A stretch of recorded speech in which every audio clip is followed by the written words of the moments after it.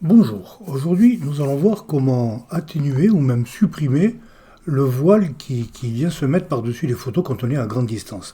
Par exemple ici j'ai pris cette photo à une très très grande distance avec un gros téléobjectif, j'étais à plus de 400 mm et vous voyez la distance crée un voile, peut-être dû à la pollution, peut-être dû simplement à l'atmosphère, je ne sais pas, mais qui gêne le piqué sur cette photo. Alors comment on peut faire pour supprimer ce truc-là? Eh ben, on va créer un calque de courbe, tout simplement. Et là, vous voyez, entre le point 0 et le début des données, il y a un espace. Eh ben, c'est là qu'il y a notre voile.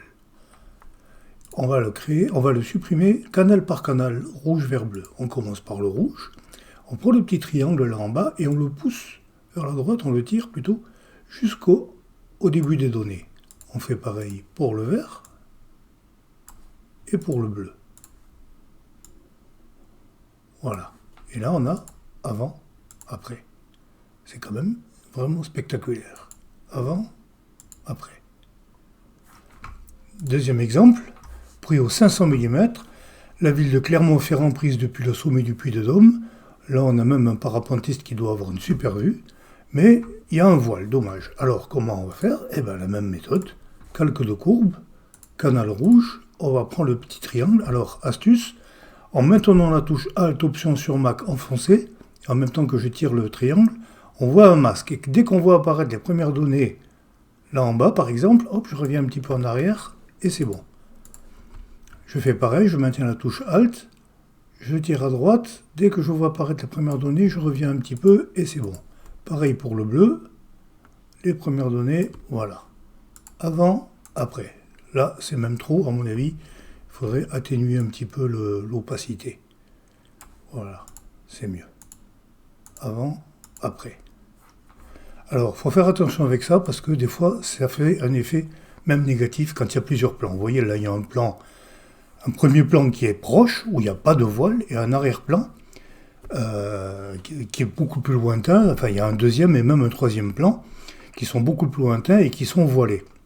Alors déjà, c'est pas conseillé, à mon avis, d'enlever complètement le voile, parce que sinon on perd justement cette profondeur.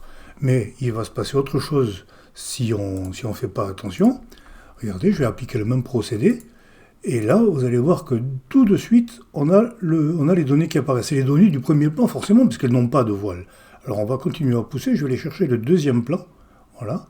Hop, là il est là. Je reviens un petit peu en arrière. Là, la ligne qu'on a vue, en fait, c'est cette ligne-là, la lisière de cette petite forêt. On va faire la même chose pour le vert et le bleu. Voilà, avec la touche Alt, je vais chercher le deuxième plan. Voilà, je reviens un peu. Et le troisième canal, oui, le bleu. Comme ceci, où il est là, je reviens un petit peu, voilà. Et là, on voit que le premier plan est devenu complètement noir. Alors, le deuxième plan n'a plus de voile, le troisième en a encore, mais c'est beaucoup trop pour le premier plan.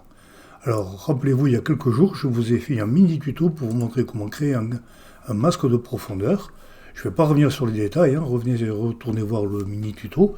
Je vais simplement l'intégrer ici, puisque j'ai préparé le masque à l'avance. Voilà, là, ça donne un effet beaucoup plus intéressant. Je trouve quand même qu'il est même trop fort, parce qu'on voit plus de différence entre le premier et le deuxième plan. Donc je vais baisser un petit peu. Voilà, c'est moins fort que là. On voit quand même davantage de détails dans le second plan, mais il y a quand même une différence qui se creuse entre le premier et le second plan, et ça c'est quand même bien meilleur au niveau du rendu, beaucoup plus naturel. Voilà pour